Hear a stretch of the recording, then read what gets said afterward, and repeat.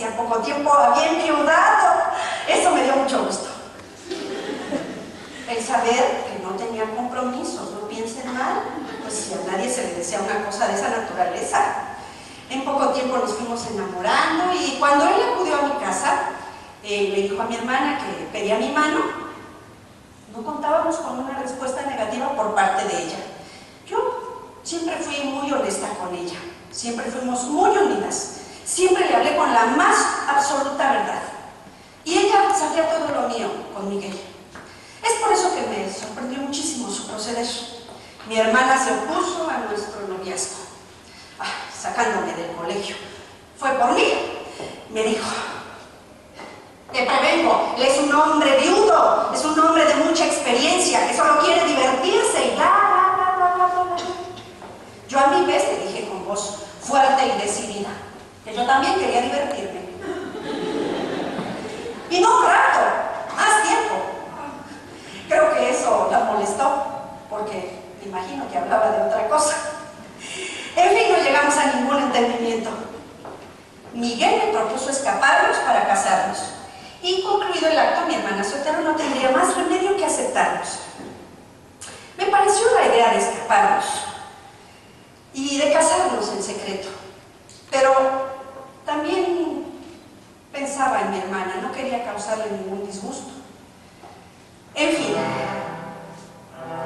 de todas formas, Miguel siguió con sus pretensiones y finalmente, el 24 de enero de 1793, yo, con escasos 22 años y él cumplidos los 37, nos casamos. Nos casamos como lo habíamos decidido, con solo algunos amigos y los 2 hijitos de Miguel. Por cierto, nos acompañó un muy buen amigo de Miguel, Félix Berenguer de Marquina, quien al poco tiempo llegaría a ser virrey de la Nueva España. Precisamente 9 años después, en 1802, fue él quien le dio el cargo de corregidor de Querétaro a mi esposo Miguel. Para ese entonces ya tenía yo a mis hijos. Permítanme, por favor.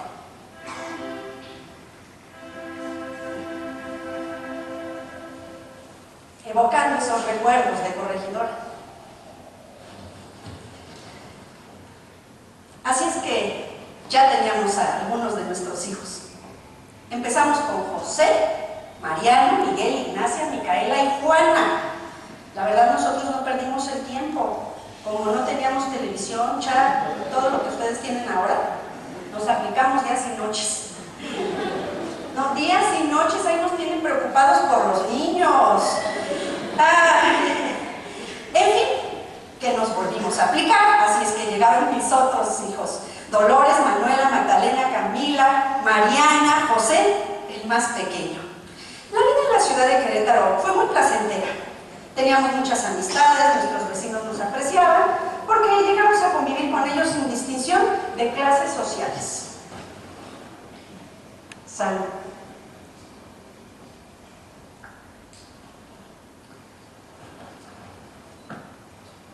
Teníamos muchísimas amistades, como les platico.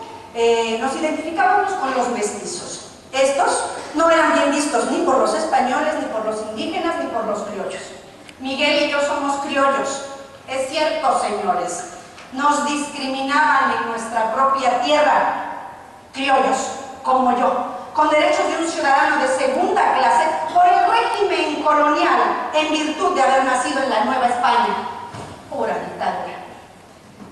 En una ocasión, una sarta de españoles robaron recursos destinados para obras de beneficencia pública.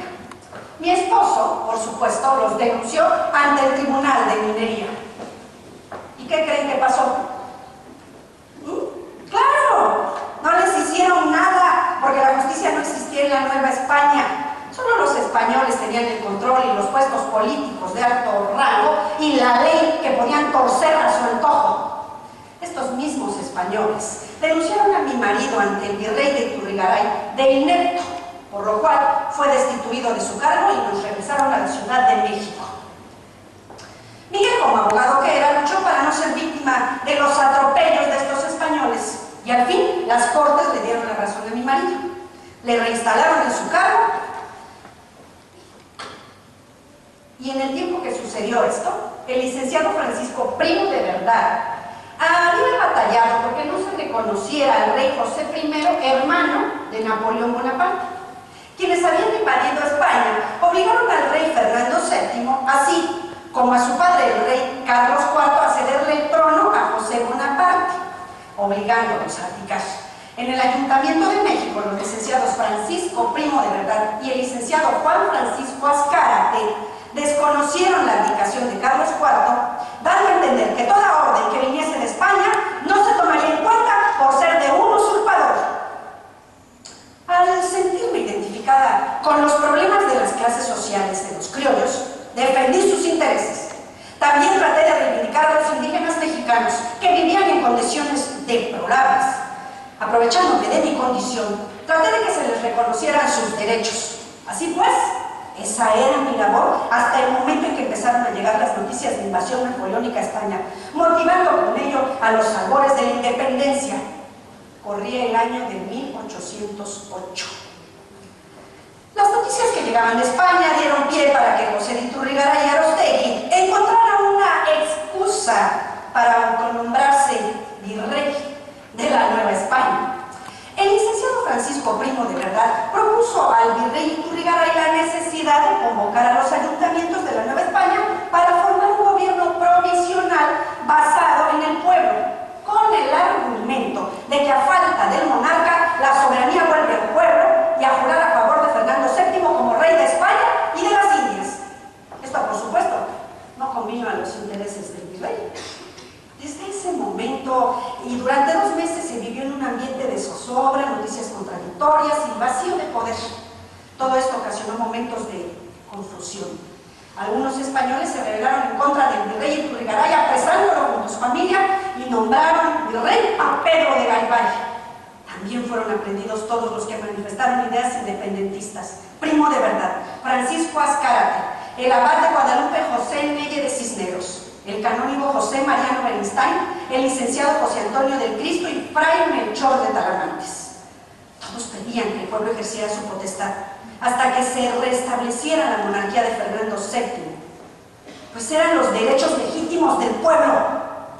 En 1809 se formó en secreto una sociedad en Valladolid, cuyo fin era la de reunir un congreso para gobernar la Nueva España en nombre del rey, preso de Napoleón y en su caso obtener la independencia. No queríamos un gobierno francés mandando en las colonias americanas, queríamos un gobierno liberal. Para ello se tenía que iniciar con el derrocamiento de las autoridades virreinales.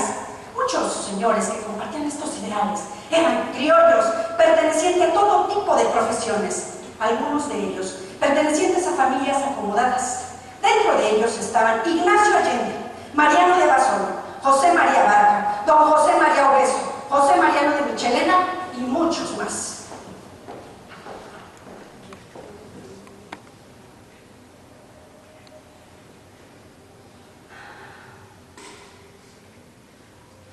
Esta mañana por un instante me sentí sola, pues mi esposo ha tenido que salir urgentemente. No se despidió de mí como todas las mañanas. Sé que ha venido un emisario.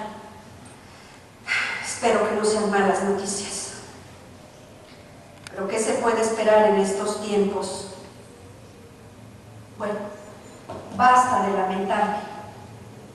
Tengo que empezar mis labores como corregidora.